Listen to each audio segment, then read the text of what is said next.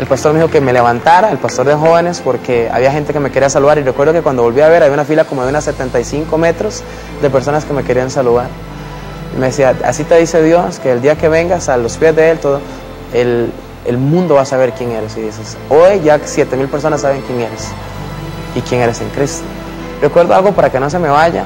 El pastor de jóvenes le dijo, casi que delante mío, le dijo al pastor, si quieres el lunes vengo y hablamos, porque estoy seguro que ya tú no quieres que yo siga en mi cargo.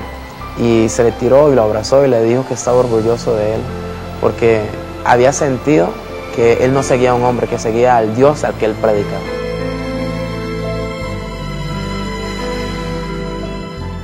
Lo primero que hice cuando salí fue meterme las manos a la bolsa y sentí de Dios que Dios me dijo, qué vacilón, porque le cobraste a ellos bastante caro por venir a ser de borracho, pero no sé si entiendes que por 60,000 colones cambié tu vida. Y recuerdo que cuando cogí la plata, yo llamé al muchacho y le dije, toma, eso es tuyo. Para mí es prohibido tocar esto, porque yo no valgo 60,000 colones. Mi vida no vale 60,000 colones. Entonces, y ahí nos pusimos a llorar todos, y vino esto y esto. Yo les decía muchas gracias, discúlpenme.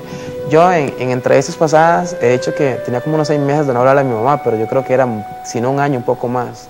Llegué a mi casa como a las 2 de la mañana, y recuerdo que cuando le toqué la puerta a las 2 de la mañana me decía, ¿qué majadero? ¿De dónde venís a las 2 de la mañana?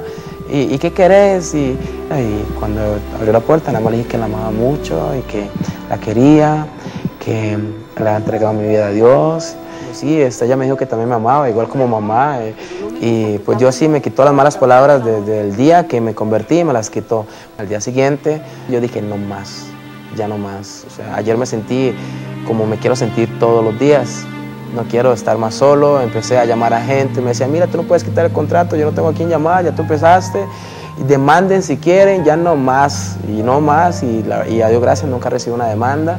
Como desde los 14 años hasta los 23 años, 24, que recibí al Señor, de haber trabajado bailando, pues yo decía, ¿ahora qué hago? Y empecé a verla difícil, ¿verdad? Mi mamá me decía, mira, no hay plata, no hay esto, pero duré como unos 3 meses de que ahí conseguía platillas, pero me metí a la iglesia de lleno, me tuve que ir, no me acuerdo cuántas veces me tuve que ir caminando porque no tenía plata. Yo decía, pero es que esto no es para un hijo de Dios, o sea, ¿por qué estoy pasando esto? Y llegaba a mi casa a las 2 de la mañana y tenía que tocarle la puerta a mi mamá. Y eso no es de un hijo de Dios, se dice que a las 2 de la mañana ¿dónde va a andar usted? ¿A qué tipo de iglesia va usted? Y ya empiezan los ataques del enemigo, ¿verdad? Y era para mí bastante difícil levantarme todos los días, mire, no hay pan, voy a ver qué hace, levantar. Y recuerdo que tenía un amigo que tenía un gimnasio y le dije que me dejara trabajar ahí medio tiempo, me dijo que sí, empecé lavando servicios. Y ellos tienen una sala de aeróbicos arriba. Yo le dije a él, ¿por qué tú no me dejas dar clases de baile ahí arriba? Y él me dijo, sí, está bien. Entonces puse un rotulito ahí, todo feo, ¿verdad? Se dan clases de hip hop y baile. Y recuerdo que una vez llegó una muchacha y dijo, ¿quién es el que da clases de baile? Y entonces yo escucho y estaba lavando el baño de mujeres. Y salgo con los guantes y todo, y le digo, mira, soy yo que da las clases. Y se me quedó viendo feo y me dice, ¿usted es el que las da? Y se fue. Y ese día mi orgullo se hirió, pero como nunca. Y me puse a llorar, me fui a una esquina y yo decía, ¿pero por qué me pasa esto? Y Dios me decía, siga adelante. Y empecé con una persona. Llegó un momento que tenía 8 personas y el Señor me decía, no les cobres un colón. Y no tenía plata para irme para la casa.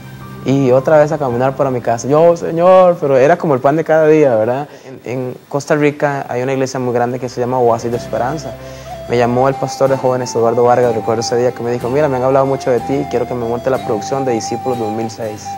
Era el primero que iba a ver en Costa Rica. Y fui, lo hice y a la gente le impactó tanto el show que hicimos que metimos como ya 20 personas en la academia. Cobramos como 4,000 colones. Era una cochinada, decíamos, pero yo decía, con eso vamos saliendo. Y ahí empezamos hasta que hoy día tenemos lo que tenemos. Ahora Underground es un centro de artes en donde hay unas 200 personas, sean clases de teatro, de hip hop, de danza, ballet, mimo, jazz, seminarios de cómo evangelizar, de liderazgo, de clases de pintura. Cada quien es bueno en lo que hace y tiene que ser profesional en lo que hace, ¿no? En los caminos de Dios todo hay que hacerlo con excelencia. ¿Cómo me ha costado quitar la imagen de bailarín? Porque yo no soy un bailarín, yo soy un ministro de Dios. Y hay muchos bailarines, hay muchos cantantes, pero no hay muchos ministros de Dios. Y yo quiero ser uno de ellos.